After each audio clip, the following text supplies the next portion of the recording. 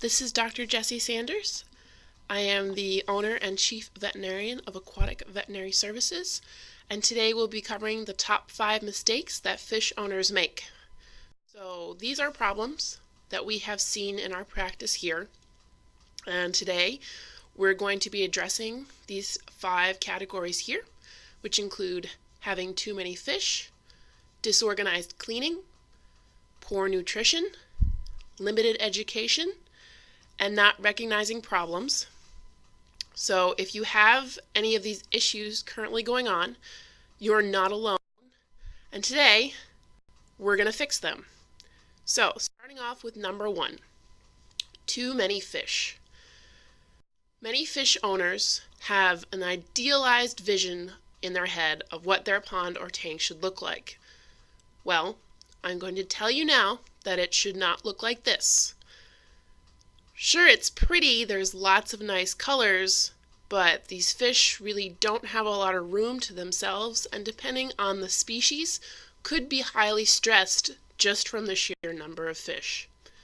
So, first take into consideration the following volumes of water and filtration.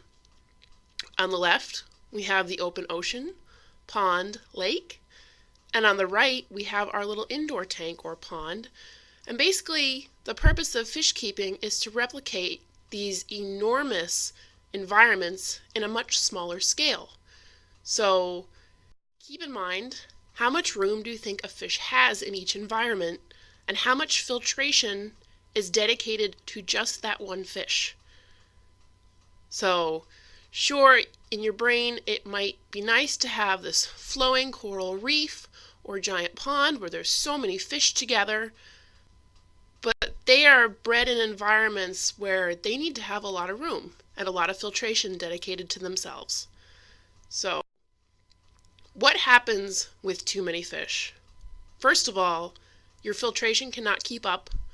All those processes that you have in place for biologic filtration, all those good bacteria, if there's too many fish, they can certainly back up, and then this leads to poor water quality. And poor water quality is the number 1 cause of fish death and disease, which could be chronic and lingering with very minimal water quality issues. So, too many fish basically leads to lots of problems for fish owners, just from a sheer multitude of numbers. So starting out, how many fish do you think you can hold in a 10-gallon tank? 10 fish? 5 fish? 1 fish, or 20 fish?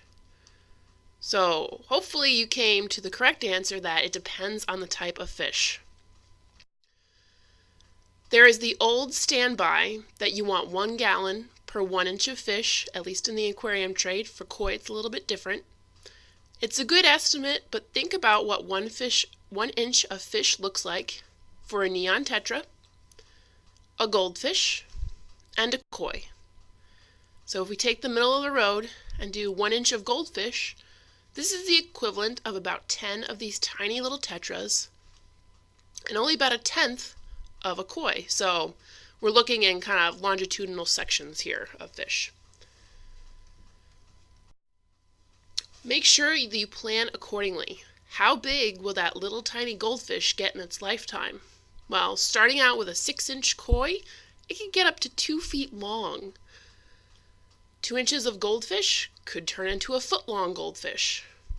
That little 1/2 inch tetra could end up being 2 inches by the time you're done with it.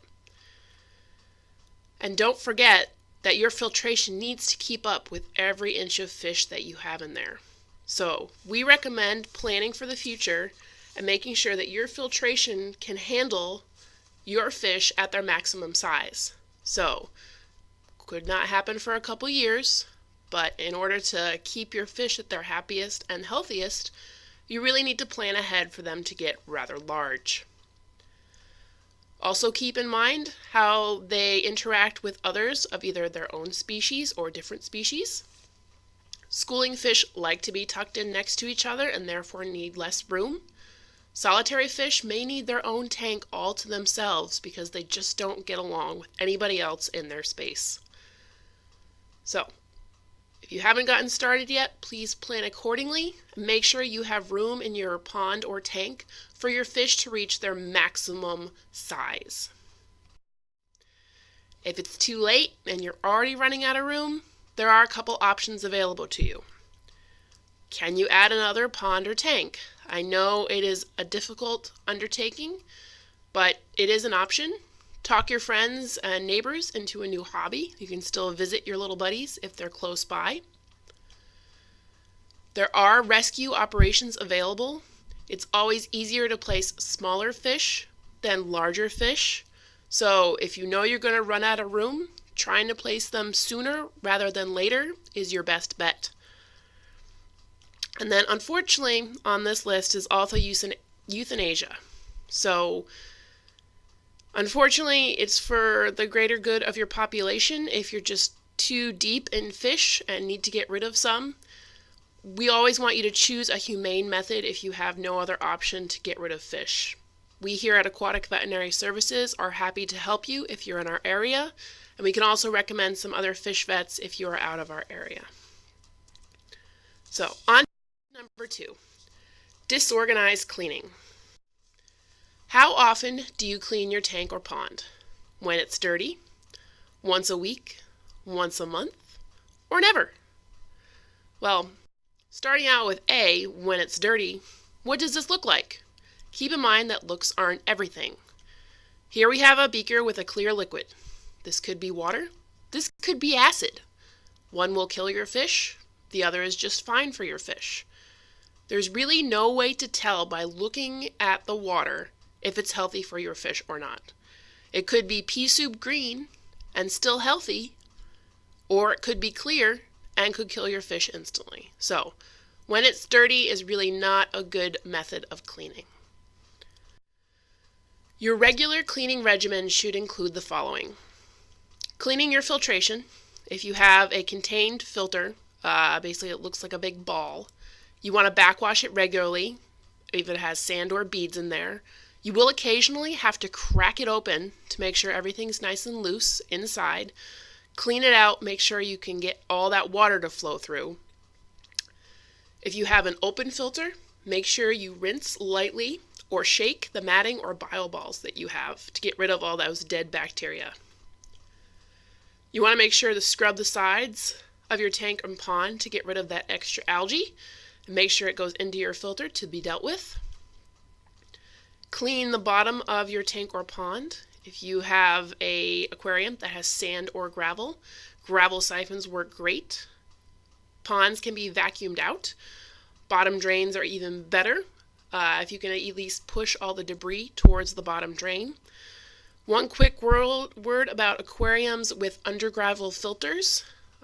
They do say that they are maintenance free, but I hate to tell you they are not. If you have an undergravel filter in a tank, you need to get in there and clean it out as regularly as you would any other filter. So save yourself the trouble, take it out, clean the bottom, and start with some other sort of filtration. And then your water change. So this can be done simultaneously with your backwash, if that's what you're doing for your filter. You really want to keep an eye on your water quality parameters. This is your ammonia, pH, KH, all the different members of your nitrogen cycle. See where your levels are at, and then start with a 10% change every week and watch your levels and how they fluctuate. If you're not sure what those levels should be, we are happy to talk to you about that. We have several resources available and we're happy to talk to you just the basic steps. So what happens if you're not cleaning enough? Well, lots of debris can build up, especially from fish. They're not really the cleanest critters. On the right there, we have our nitrogen cycle. Our ammonia goes into the nitrite and the nitrate. If you have a buildup in your system where your filtration isn't flowing properly, the water might not be able to get to those bacteria and you'll be stuck with a lot of ammonia. This can lead to old tank or pond syndrome. You can have very high ammonia with very low pH. So the low pH comes from having all the buffers used up in your water because you're not replacing it regularly. And this can lead to drastic pH swings throughout the day, which can kill fish very, very quickly. So if you haven't cleaned your tank in a while, it's probably time. So again, with lots of debris, you can have decreased filtration water flow, not doing yourself any favors having a giant filtration system if no water can get through it. And then if you have some very deep layers of muck where basically no oxygen can get through, you can have anaerobic bacteria growth, which produce methane, and if that gets into your system, it can kill all your fish in less than a day. So if it's been a long time since you've cleaned out your system, before you go messing around in the muck, we recommend you take all your fish out and have them separated from their system, completely isolated, and then go ahead, clean everything out, get it super, super clean, and go ahead and put the fish back in once you've refilled it. And on the other hand, cleaning too much, if you do have spotless filtration, you won't have any bacterial growth. So this can come from rinsing out your filters until they're perfectly clean, blasting them with that pressure washer. Or if you need to replace your filter media, it's starting to fall apart, and you decide to replace every single piece. So this can lead to new tank pond syndrome, where basically you have lots of ammonia, but no bacteria to help the cycle along. Looking at our diagram, you're cutting off this step, and therefore the entire nitrogen cycle will not work. Your ammonia will back up, and unfortunately you just have to wait for the bacteria to grow naturally in order to help. They do have bacterial starters available. We have done some experimentation ourselves with those, and really the best thing to do is to wait that 4 to 6 weeks to establish the filters yourselves. It is a challenge and a pain, but it will certainly help you more than trying to waste a lot of money on a bacterial product that's not going to work. So, how can we make this work better for you? Best option is to create a set schedule. Weekly, bi-weekly, monthly, put it on your calendar and stick to it. The frequency will depend on your environment, your filtration that you have set up, the number, and your type of fish. Most of the systems that we have here at our facility are either weekly or bi-weekly, so every 2 weeks. We have tested all of our tanks thoroughly and extensively here, so we know what to expect when, say, we don't get to it that week, and can we afford to have it wait an extra week or not. Another option is to hire somebody else to do it. There are many maintenance companies available for both ponds and aquariums, and they can do it without you having to worry about it, and it will save you the stress. It's just a little bit more of an investment. So maybe if you have some kids, you can make it part of their chore regimen. On to number 3, poor nutrition. It is extremely important that you know what species you have in your tank or pond and what they eat. Liveaquaria.com, they sell a lot of fish, but for all the fish they sell, they have great little blurbs on what that fish eats and the environment it is best suited for. So great to look on there, just for a good basic reference. Flakes are okay if fish are tiny. Pellets are better, but then again, they have to be able to fit the pellet in their mouth. So if you got some flakes for some tiny little fish, that's just fine. But once they get a little bigger, it's really best to switch them over to a pelleted diet. If you have really tiny fish, say you're breeding them, you might actually have to switch to a live food. So this is a food that is alive. Usually it's a zooplankton base, which is fun and nutritious for your fish. You can gut load them if you want to try and give them great nutrition from a fun little zippy food. It is a little bit more work, however, so just keep that in mind. Quick question. What is the max shelf life of fish food once it is opened? It is only 6 months from when you open that bag to when you need to be finishing it up and getting a new bag. After 6 months, the vitamin C starts to decline, and like in humans, the vitamin C is very important into the immune system. Flakes degrade even faster, so they have increased surface area for lots of more oxygen contact, and that can lead to spoiling and vitamin deficiencies much sooner than with the pelleted version. So keep this in mind when you're buying a bag of fish food. You have to make sure that your fish are going to eat it all within 6 months. It's not really more cost effective to get a really big bag that you only need to replace once every 12 to 18 months. You really want to get a size that your fish will eat in 6 months. Unfortunately, freezing the food won't help you either. So 6 months and get a new bag. Like any other pet, please limit your snacks. We as humans are a little bit more liable to feed our love to our pets, hence the pet obesity epidemic we're currently going through. So fish are no exception. They can get fat.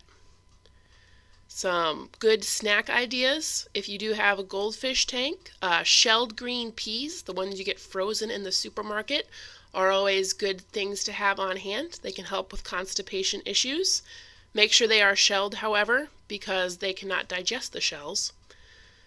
Koi, when it's warm enough, can certainly get more carbohydrate-laden snacks, like watermelon and oranges.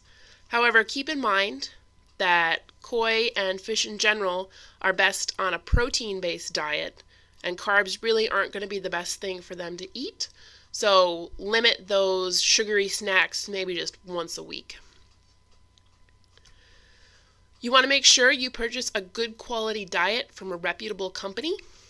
If you have any doubts about their sources, call and ask them about their food. Ask if they have any scientific studies or papers. If they are very reluctant to give you any additional information or more further studies, it's probably best to go to a different company. There has been significant advances in fish food in the last couple years, so most fish will have a variety of diets that are good for them. So definitely shop around, do your research, and see what options you can find for your fish. Picky eaters, fish just like people, you might need to try a frozen diet. So this is basically a little frozen cube of either an omnivore, herbivore, or carnivore diet. You can defrost it or let them pick at it.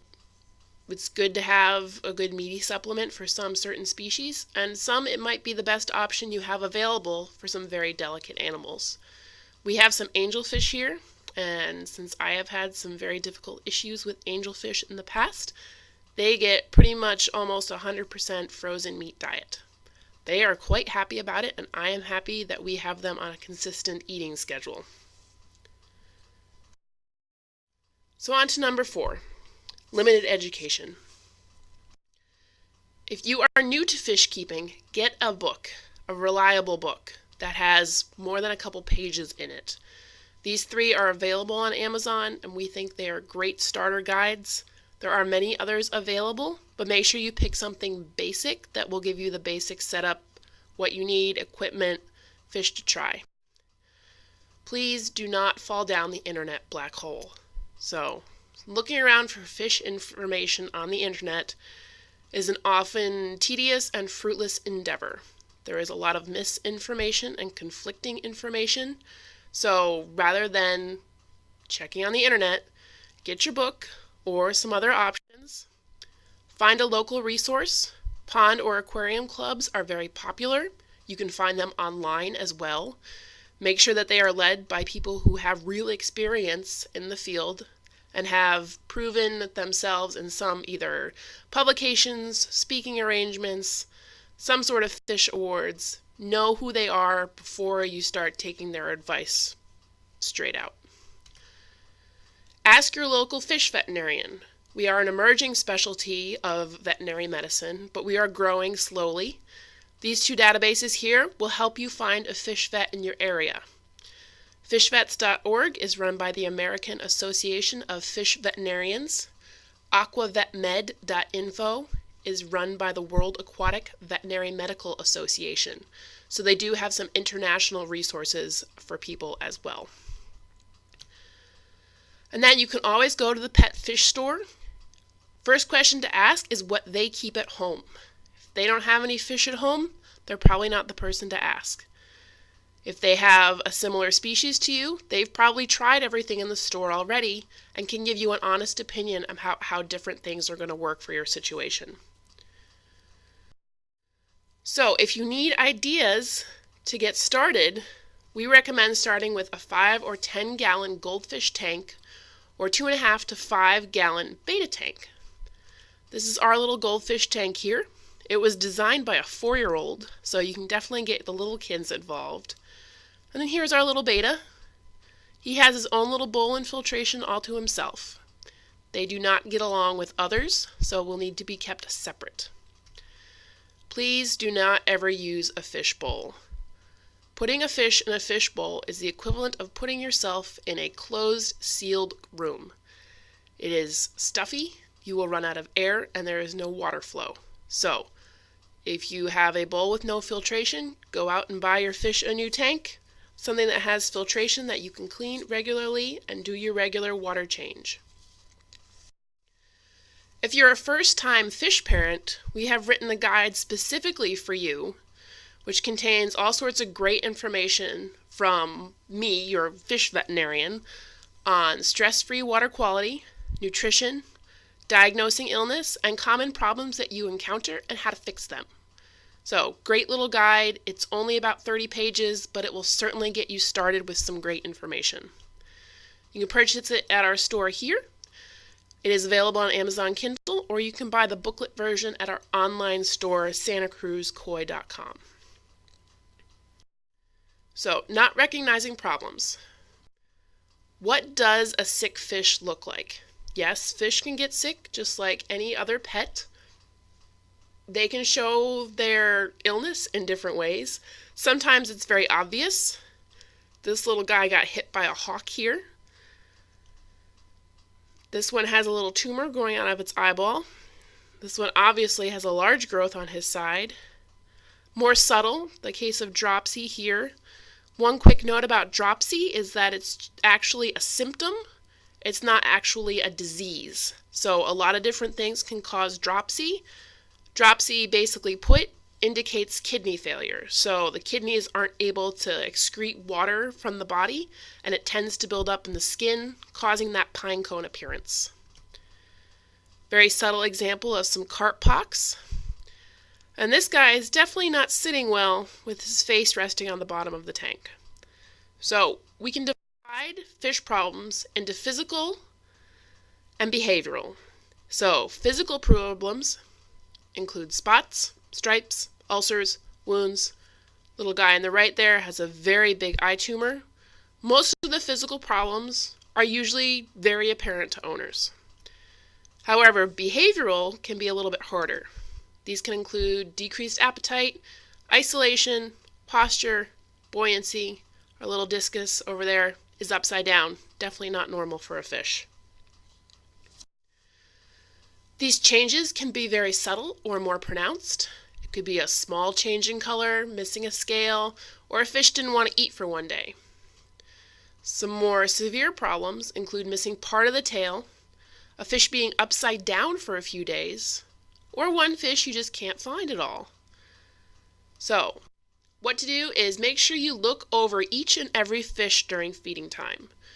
Look for their physical ailments, spots, scratches, or lumps.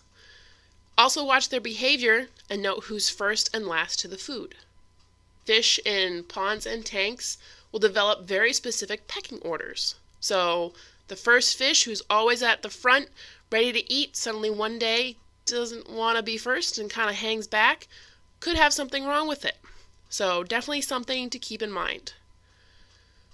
With some small changes, see if they go back to normal the next day. Fish always have a sick day here and there, just like people.